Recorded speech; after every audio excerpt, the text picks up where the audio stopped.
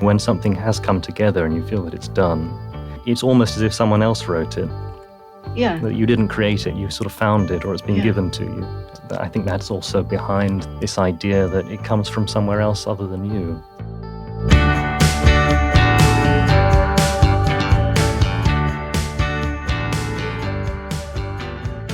Hello and welcome to Collected, a podcast about writing from the Royal Literary Fund.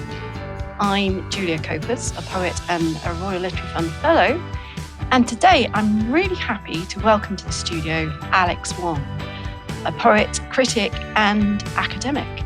And I'm always very keen, Alex, and curious to speak to writers whose work bridges those two worlds of creative expression and, if you like, scholarly insight or critical insight. We're really delighted to have you here. Welcome. Thank you. Nice to be here. So, Alex, Bloomsday takes place in the merry month of June, named after James Joyce's protagonist in Ulysses, Leopold Bloom. And James Joyce was one of many writers who benefited from an RLF grant. Would you like to hear some of the poets who benefited? Oh, go ahead, yeah. So there's Samuel Taylor Coleridge, D.H. Lawrence, Dylan Thomas, and Elizabeth Jennings, coming up a bit more recently. So it's quite a list. And Joyce began writing Ulysses shortly after he received his grant. And in fact, we have a letter in the RLF archives from Ezra Pound, in which he predicts that Joyce is a man who will change the face of literature. Now, as we all know, the reading population can be neatly divided into two factions: those who claim to have read and understood Ulysses and those who don't. And for me, I suppose it's more the bite-sized Dubliners that I relate to. And I think specific stories like Araby and the Dead, for instance. But I've never personally braved Ulysses. There you are. I'm the same. I've never made it very far through Ulysses. It's a failing, and I regret it. Well, we've come clean at the start, so that's a good thing. But that aside, do you think that Bloomsday and other commemorative days like that have a value in, promoting a writer's work and legacy? Well, I don't know. I've never really taken part in any of these things. I think Bloomsday is a bit of a special thing in a way because it isn't just a celebration of a writer on an anniversary of a death or a birth or something like that. It's suggested by the nature of the book, which is quite special in a way, that it's a book where the events take place on a particular day, in particular real-life locations that you can actually go and visit. Yeah. So it suggests to people the desire to kind of repeat it if they're interested in the book. It grasps the imagination in a way that the anniversary of birth doesn't really. So that's a really good point. Yeah, and I was trying to think about a poet, actually, or a poetry equivalent, what that might be. I was thinking maybe of a bog day for Seamus Heaney or something like that. Bog people, and people would have little ceremonies, but it's a tough one. But I think in terms of keeping legacy alive, maybe the sort of people who would warrant a day like that don't really need it. I don't know. Well, I suppose, there are people who have their big public celebrations on centenaries or bicentenaries, and they are the people that don't need it, really. I mean, if I tried to set up an annual celebration for Ivy Compton Burnett, I don't think anyone would turn up, apart from the three people that really liked Ivy Compton Burnett already. So I don't know. I don't know how useful they are. Well, maybe we can, change the direction of the waves. I'm thinking of Charlotte Mew in my case, as someone that I try to champion. And she does have a blue plaque now, so what about Ivy? I don't know if she has a blue plaque. I hope so. Ah. Well, if not, that's your gap, that's your cue. Yeah.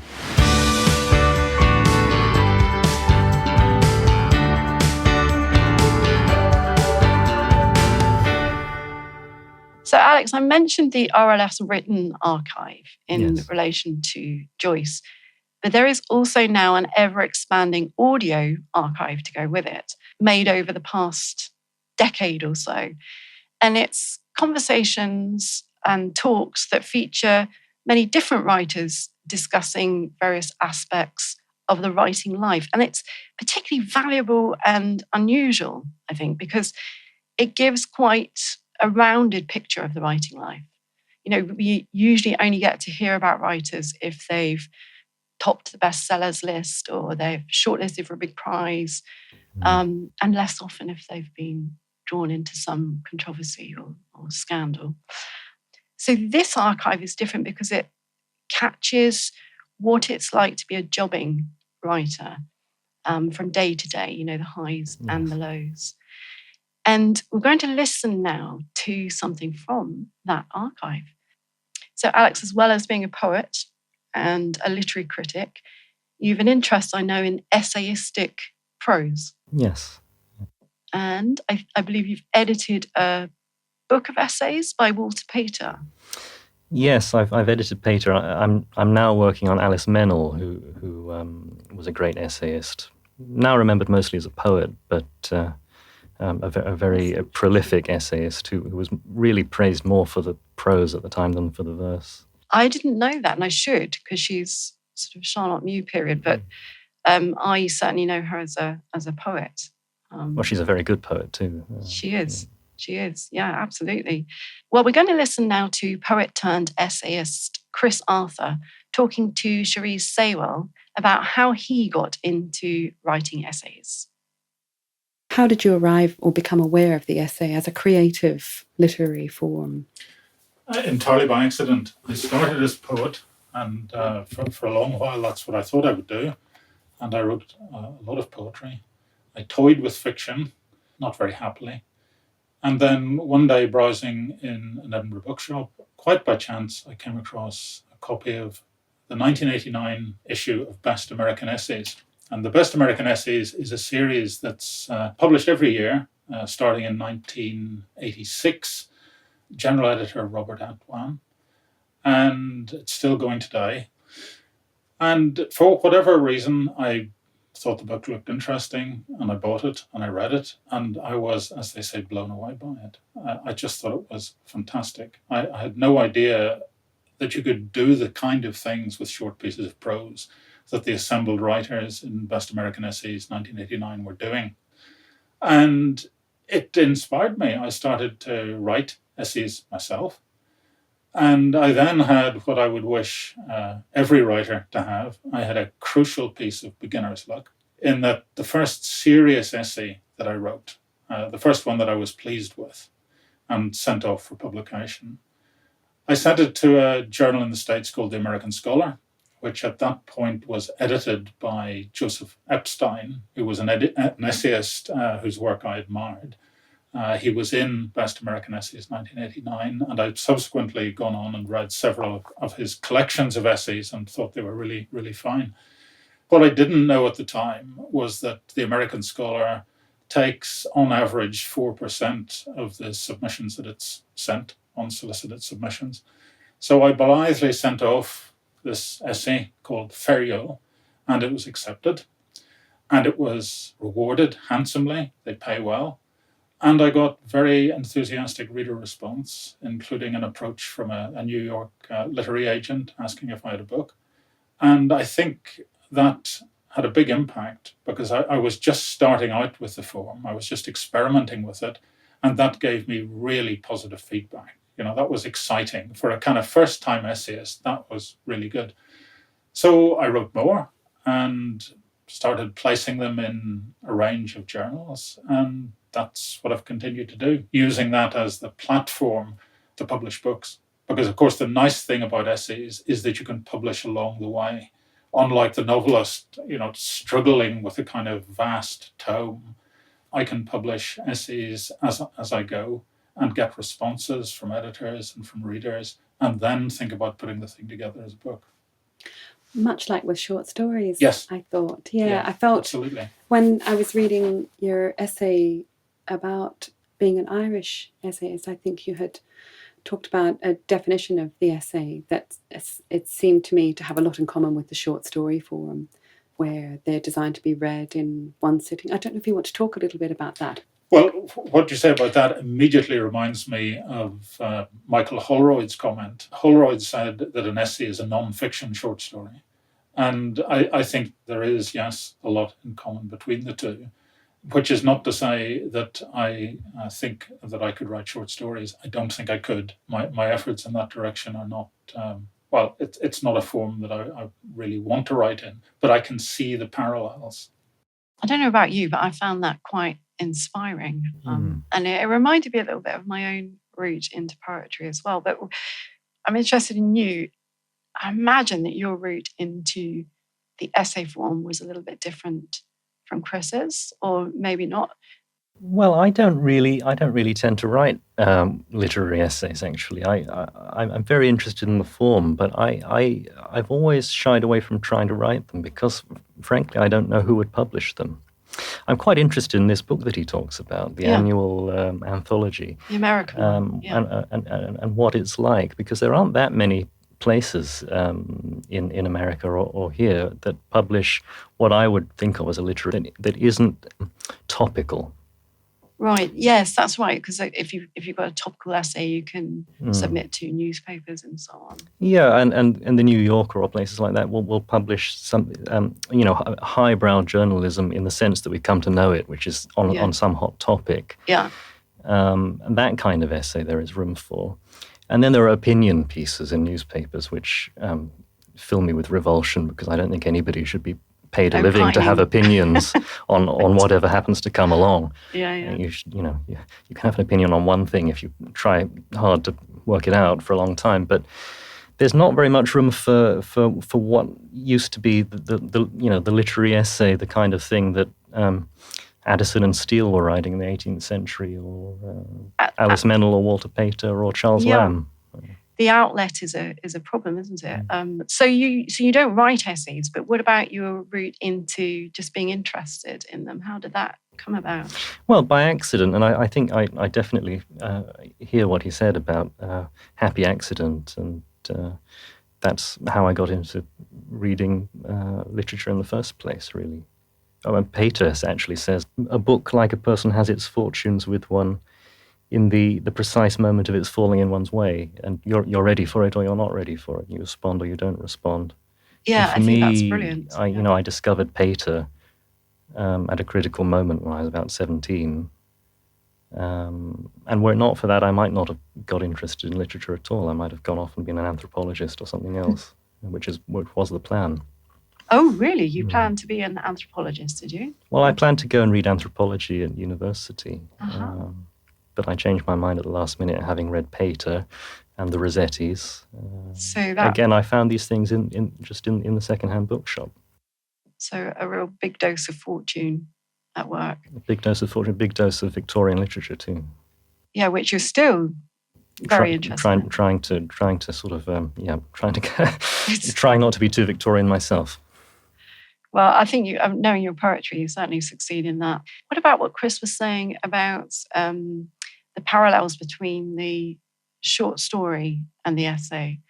Because it occurs to me there might be parallels between the essay form and poetry as well. What do you think? That tends to be how I would see it myself, because I'm a poet and not a fiction writer. I mean, I identify with what he says about not being able to write fiction to one's own satisfaction. Sometimes people think, you're a writer, you should just be able to do whatever you like, but sometimes you can't. So I think that, yes, I tend to think of an essay as a bit like a sort of prose poem, but more discursive, less lyrical. Yeah, and I think that for those reasons, I, like you, associate poems with essays. And then one practical similarity that struck me was Chris talked about the fact that you can send out essays to magazines and get feedback. And that's definitely a parallel with poetry. We are able to do that, aren't we? Yeah. It could be really useful, not least because it's kind of reassuring. And it takes quite a long time to put together a collection of poems. It takes years, and then once you've got it together, it takes years for it to be published, if you're lucky enough to get it published. So Yeah, absolutely. you do need a little bit of encouragement along the way. And I think there are more places that will publish poems than will publish Oh, for sure. literary essays. So, yeah, I think that's true.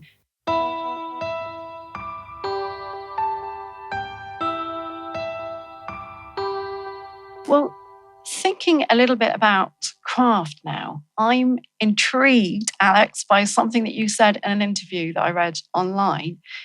You said, and I've made a note of it here, I'm very responsive to verse rhythm. I'm generally more of a sound person than a visual one, at least when it comes to literature. In fact, I have little or no capacity to visualize. So I can't let that pass really without commenting on what you say about your alleged incapacity to visualize, which, I'm sure you're being truthful about. But I was looking through your poems and I picked an example out. Is it all right to read that to you? If it's not one that I hate, go ahead. Well, I won't know that till I've read it. I'm sure, I would be very proud of this. So here is your description of the leaves of a grapevine from your poem, The Vine. And it's just a tiny bit from that poem. A dozen dead, voluminous leaves gathered in drooping gobbets, brown and fat as bats' bodies, a veined translucency at the edges, in folds, against the light of the sky, like skinny wings.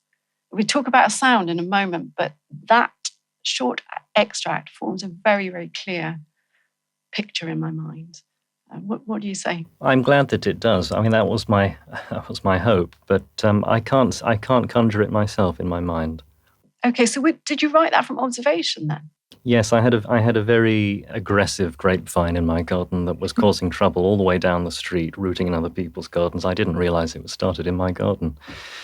And I had to keep it under control. So I was very preoccupied with this grapevine, and I looked at it a lot and wrote from that. I mean, I know what a grapevine looks like. I just can't see one. And when I read poems, I don't see the images in my mind's eye. I can't visualize it. I sometimes get a very vague spatial sense of what's going on, but not. I don't see.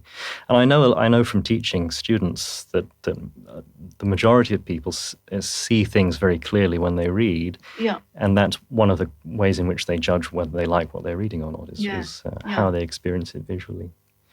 That's really interesting, because your work is full of very vivid images. So presumably they will be from observation. I mean, in that poem, for instance, a little bit earlier on, you were talking about the branches of the vine, and just exquisite, I think. Oh, thank you. Yeah. I think if you can't summon something into your head at will, it makes you much more keen to record it in some other, record it, put it down in words, and keep it somehow. No, I get that. Yeah. I mean, I've also been very interested in photography always for the same reason, as just trying to save things that you can't otherwise get a hold of.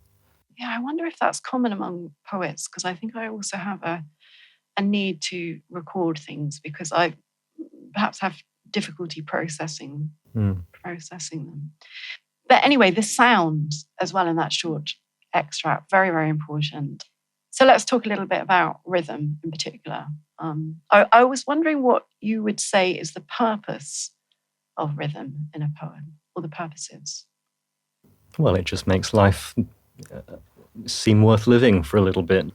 It's gratuitous, like everything in poetry, everything in art. You could live without it if you had to, but why would you want to?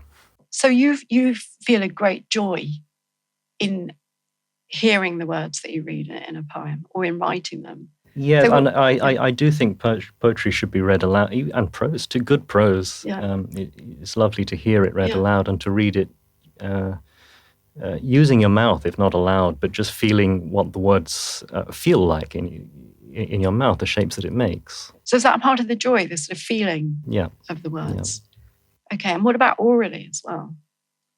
If you have a good reader, then you can then it's fully manifested as a sound. Richard Burton reading reading John Donne or Francis Thompson or something is a joy. And not everybody reads that beautifully, so you sort of mimic it in your own mind. But I think the rhythm is very important. I don't really know if I can say what the function is, except that it's one of the things that I would go for. Well, I think giving joy is a fairly good function to aim for. I suppose so, yeah. I mean, that enough is alone. But I think thinking about sort of free verse as opposed to metrical verse with strict meter and rhythm, do you think rhythm is particularly important in free verse? I do think it is, but it can be important in lots of different ways. The thing about free verse is that when it was a new thing, it was being written by people who had been brought up and trained on metrical verse. So writing free verse was the difficult thing for them to do. It was going against all their instincts. So it was the harder thing to write in free verse, but also because they'd been brought up thinking very carefully and listening very carefully to what was going on in metrical poems, they were very, very aware of the subtleties of rhythm in a poem or in a piece of prose. So on the one hand, they were trying very hard to go against their instincts and do something different from what they would naturally write. But on the other hand, they were also very aware that they needed to get something that would be an equivalent to what they were used to. It's a bit different, 100 years later when free verse is the norm. And It's not the harder thing, it's the easier thing. And I think sometimes, that question doesn't emerge anymore. Of what does this free verse need to sound like in order to be more than prose, but not be too close to metrical verse? And so the tension is lost a little. Yeah, and I'm thinking as well of Robert Frost's notion, the sound of sense. That there is a sense in the sound of the words, and how that relates to, well, for example, when you're a little child and you can hear your parents in conversation downstairs or adults downstairs, and you get the sense of it, or listening to a lullaby or something like that. How do you feel about that? Do you think there's a sense in the words without actually, or at a stage before you understand the meaning? It's difficult to say anything too precise about that, because in poetry or any kind of writing, the sense of the form is inextricable from the sense of the content. You can't actually take them apart and look at how they operate separately. So it's always going to be a muddle, and theoretically separating them is quite tricky. But I think the temptation is to think that the sense of the form, if you abstract it from the content, is always going to be mimetic in some way. Yeah. And I think that's probably something that we should question. I think there's also a sense of form in itself, which you can't really reduce to what it stands for. You can't put a name to the thing that it reminds you of. But it gives you a sense of things coming together in a particular way. And that's important in itself. The sense of significant form. Clive Bell called it significant form. What is it in one abstract painting that feels artistic and coherent and meaningful, even if you can't say what it means and it's not at all representational, and that separates it from another abstract painting where things don't come together. Where that doesn't happen. So the form can be significant. It strikes you as significant, but you can't say what it is that it signifies. Yeah, I think that's a brilliant point.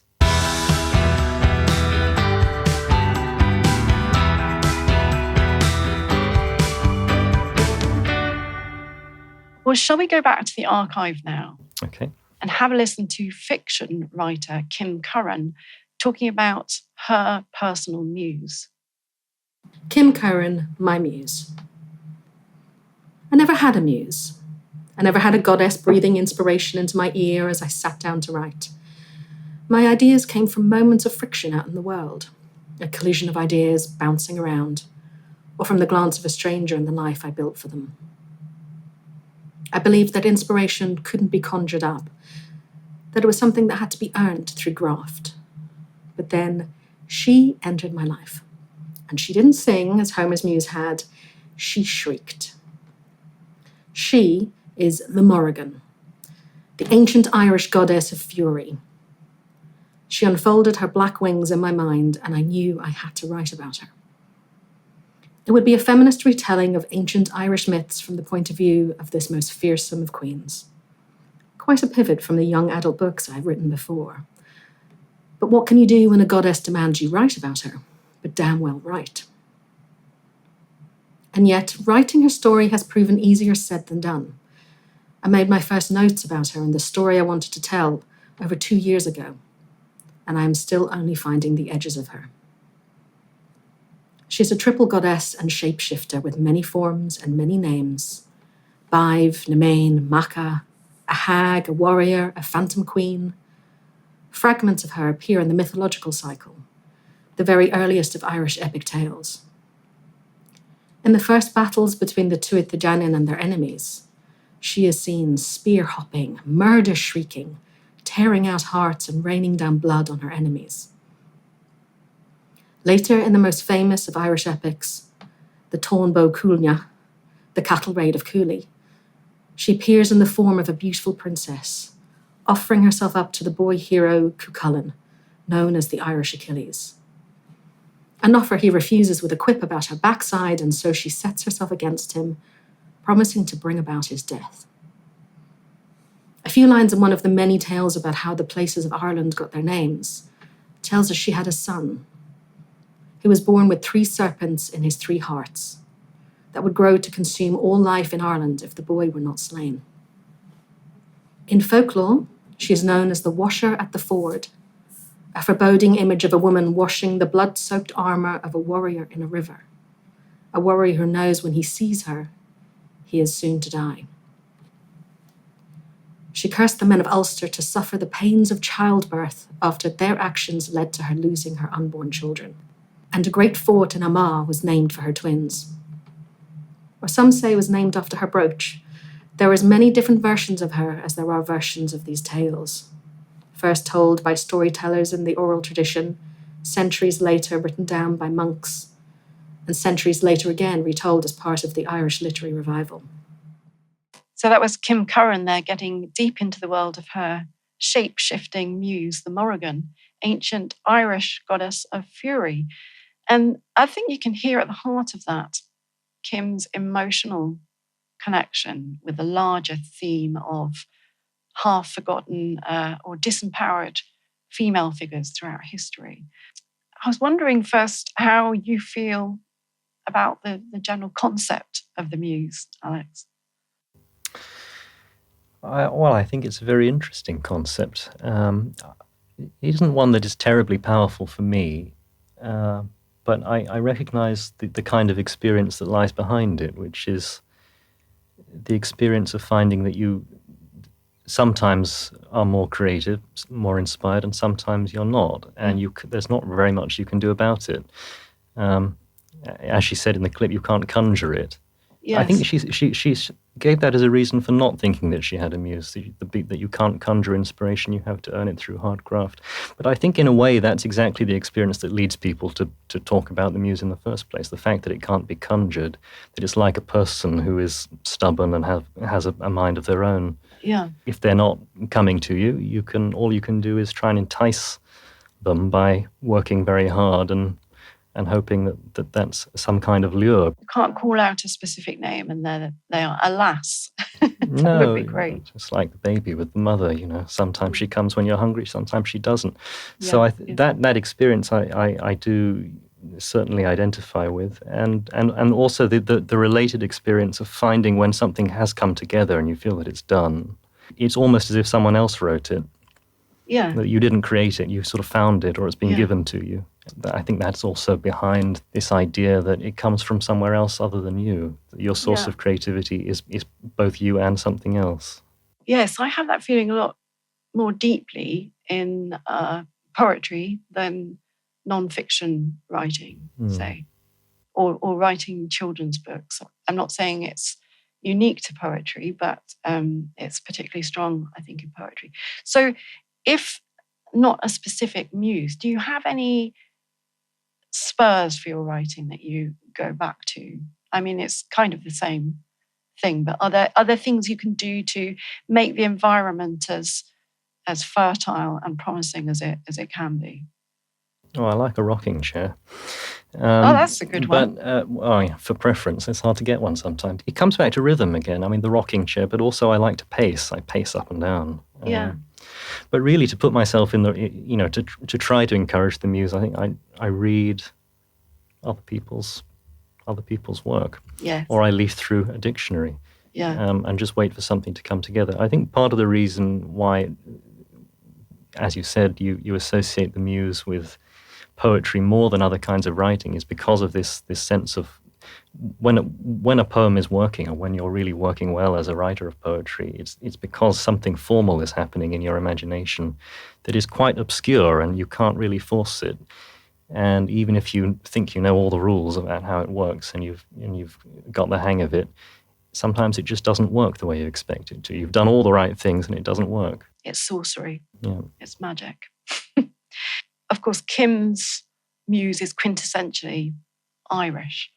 I don't think I have a specific muse myself, but place is certainly very important to me, and it does quite often provide an impetus for my poems. And I actually associate different places with different books.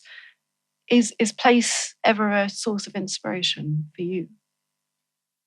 Yes, particularly places that I'm not in. Yeah. When people have a muse that is a real person, it's often because the person is in some way inaccessible or mysterious, or they're obliged to be, or they have mystery projected onto them. There's some archetype behind them. It's not really just them. And I think places and things, memories from a long time ago, places you can't get to, are a bit like that too. They're inaccessible, and that's why you form some kind of relation with them by writing about them. Usually places from memory you're talking about. Yes, places I can't actually get to. I mean, but have been in. But have been to. Yeah. So do you have a particular example that you're thinking of? Well, I often write about houses that I grew up in, and also the landscape in Hawaii. I spent some of my early childhood in Hawaii, which is a place that is very difficult to get to if you don't have a large income and lots of time on your hands. So that's a very inaccessible place to me that feels very nostalgic. And one way I engage with that place and the memories there is through writing. So I suppose that's a kind of muse. Definitely is, I think. Yeah. Houses you mentioned as well. They're incredibly. They stick in your mind. They kind of go on living inside us after we've finished living inside them, I suppose. Yes, I always dream about early houses. I very rarely dream about recent houses. And do you remember them in detail? Well, not visual detail, but it's spatial detail, I think. Yeah. Interesting. Well, Alex, I thought we could end our chat by just touching very briefly on something that might be practically useful for listeners. And it struck me, it's hard to ignore, that at the start of both of your substantial poetry collections, you begin with something that's akin to a sort of composer's note or marking in a score. You say, these poems are designed to be read using the mouth. And you've alluded to this before. I'm wondering if that's the way that you write your poems too. And more generally, I suppose, how useful do you think it is for writers to read their work aloud as they write? I think it's very useful. I mean, it's particularly useful in poetry because, as I say, the sense of the form and the sound and the rhythm are very important, and the experience of what it feels like as you're saying it physically is important, I think. So that's why I have that little note, which is a bit like the Rolling Stones saying this record should be played loud. But I think it's actually useful for all kinds of writers to read aloud. Not just poets, not just creative writers, but all kinds of writers, because not only because you hear things in a different way when they're physically sounded out, but because we're all more used to speaking than we are to writing. And so we have stronger instincts. Yeah, that's as a it great was, point. as it were, social instincts when we're speaking, Yeah. that we feel, that's confusing, or that's too aggressive, or that's Just too not pompous. quite right in whatever way. Yeah. When you're sitting by yourself writing silently, sometimes those instincts get turned down because you feel alone.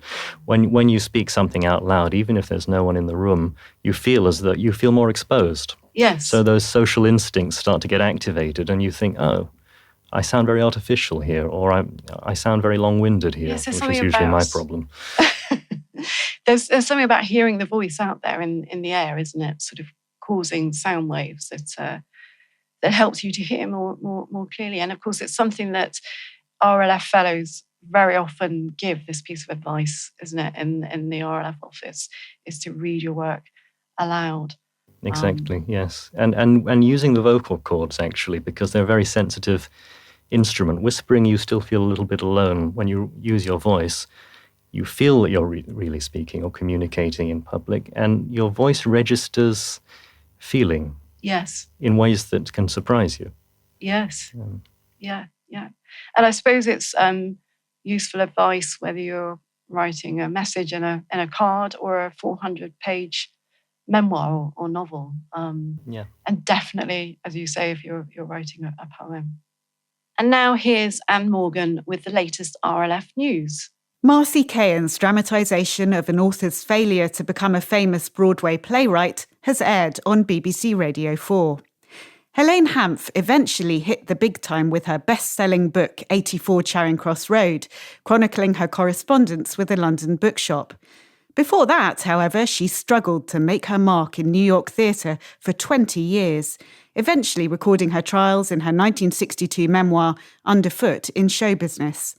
Cahan brings the story to life for the ear, presenting a parade of witty anecdotes and fascinating characters that will surely strike a chord with anyone who has struggled to be taken seriously as a writer. The episode is available on BBC Sounds until the 17th of June. A short story by Sanjida O'Connell, writing as Sanjida K, has been published in an anthology brought out by Comma Press. For The Monster, Capital, New Horror for Our Times, the publisher invited 10 authors to explore the monstrous property of capital through supernatural and surreal means. Meat is O'Connell's response and centres around an artist's experiments with lab-grown meat. For more information, visit commapress.co.uk. The London edition of the Jaipur Literature Festival takes place this month and will feature a Royal Literary Fund Fellow. Vayu Naidu joins a star-studded lineup of speakers that includes David Hare, Gurinder Chadha, Hanif Qureshi and Rita Chakrabarti. The event takes place at the British Library from Friday the 13th to Sunday the 15th of June and will host discussions on everything from art to literature, history to science, food to film, and international politics to sustainability. For a festival pass, visit events.bl.uk. Writers will gather at Liverpool's Royal Court Theatre to mark the end of Everton's era at Goodison Park later this month. Organised by Stephen Sharkey, A Wake for the Grand Old Lady celebrates the impact of the football ground, considered by many to be a cathedral, a social club, and your grand's front room rolled into one. Other writers taking part include Royal Literary Fund Fellow Lizzie Nunnery, Robert Farquhar, Jeff Young, and Linus Geralt. And the event will feature a mix of songs, short plays, poems, and stories related to Goodison Park. The celebration takes place on Friday the 27th and Saturday the 28th of June. Visit liverpoolsroyalcourt.com for more information. And finally, 2 Royal Literary Fund Fellows have co-written an international overview of women's rights, oppression and politics in the 21st century. Published on the 3rd of July by Hearst, Planet Patriarchy by Beatrix Campbell and Rahila Gupta takes stock of the distance travelled and the new threats to women's interests that have emerged since the UN's 1995 Beijing Declaration commitment to advance equality, development and peace for all women everywhere. It asks why oppression, rather than feminism, still dominates our world. Planet Patriarchy is available to pre-order now. Visit hurstpublishers.com for details. And now back to the studio. Alex, thank you so much for your time today. It's been really good to chat with you. Thank you very much, Julia.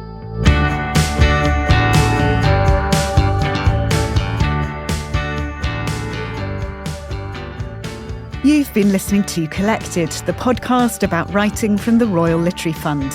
If you'd like to share any comments or questions, please use the hashtag RLFCollected on our social media channels. The music was composed by Andy Glenn. There was research by Nicola Baldwin and post-production by James Robertson. Our producer was Anne Morgan.